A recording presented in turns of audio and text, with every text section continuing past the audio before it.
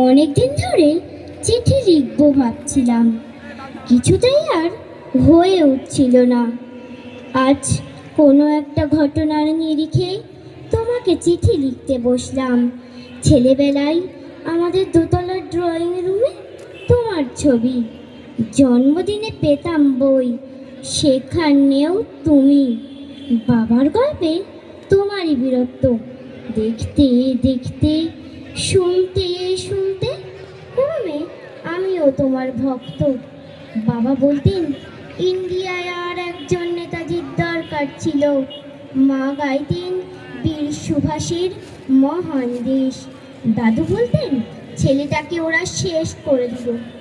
ঠাম্মার চোখে তখন আঁচলের খুঁট। এসবের মধ্যে বড় হওয়া আমিও কেমন একটা ঘোরের মধ্যে থাকতাম। ভাবতাম পারতে তুমি সব পারতে, যদি আর একবার একবার আমাদের মধ্যে তোমাকে পেতাম। আজ উত্তর 40-এও আমার একই ঘোর, তুমি পারতে। কেননা দেশের মাটিতে দেশপ্রেমের মতো জোরালো একটা ঝাঁকুনি দেওয়ার ক্ষমতা তখন আর কারুর ছিল না। এখনো আছে কি? তোমার হারিয়ে যাবার পর দেশে কত কমিশন বসেছে, ভারতের পূর্ব ও পশ্চিম, উত্তর দক্ষিণে কোন পীর, কোন সন্ত, কোন দয়ালু বৃদ্ধকে থেকে ভুল করেছে সবাই।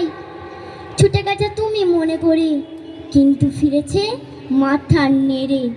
তবু তোমাকে পাবার আশায় বুক বেঁধেছে। তুমি তো শুধু বসুবাড়ি নও, গোটা ভারতবর্ষের মণিকোঠার হীরক, যার আলোর শুদ্ধতা কালোকে সাদা করতে পারে। এই বিশ্বাসে ভর করে সবাই ভেবেছিল তুমি আসবে, তুমি আসবে, কিন্তু এলে না। কেটে গেল অনেকগুলো বছর, পেরিয়ে এলাম জীবনের অনেক গলি খুঁজে। তুমি এখন বিমানবন্দরে, সভা সমিতিতে, রিসার্চ ব্যুরোতে, এমনকি ছেলের নামকরণেও। শুধু হৃদয় যেন তোলা দেয় না। জানো, তোমার জন্মদিনটা এখন সবাই ছুটির দিন বলে, আয়েশ করে, উপভোগ করে। আর ছেলেরা, তারা তো এখন দেশ থেকে বিদেশের খবরই বেশি রাখে। আর মেয়েরা, তারাও স্বাধীনতার ভেলায় চড়ে হতচকিত শুধু মাটিটা কাঁদে। সেই কান্না যেন ভূমিকম্প করা এলে নিরবন্যা হয়ে চারিদিক ভাসিয়ে দেয়। এখনো অভিমান করে শুয়ে থাকবে রেনগজিতে? আজ যখন ঘাড়ের উপরে K-47-এর নিঃশ্বাস, রক্তের হোলি খেলা ধর্মের জিগিরে, তখন শোনাও সেই আওয়াজ, আমি সুভাষ বলছি। মেয়েটা দৌড়ে এসে বলবি, মা মা দেখো উনি আসছেন। পাশের বাড়ির মশাই ডাকবেন জানলা দিয়ে, বৌমা আমি বলিনি উনি ফিরে আসবেন। খোলা জানানা ধারে দাঁড়াবেন মায়েরা, তাদের জানাতে শঙ্খ বাচকে জল, নদী হবে উত্তর, নৌকাবে সামান, পরাণ মাঝিও চেঁচাবেন উনি আসতেছেন।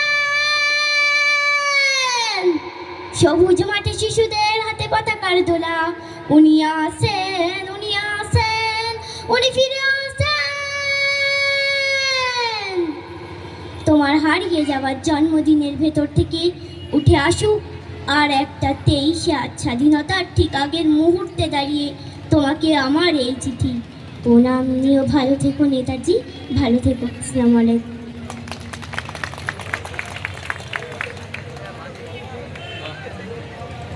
ধন্যবাদ। তোমার নামটা কি বাবু?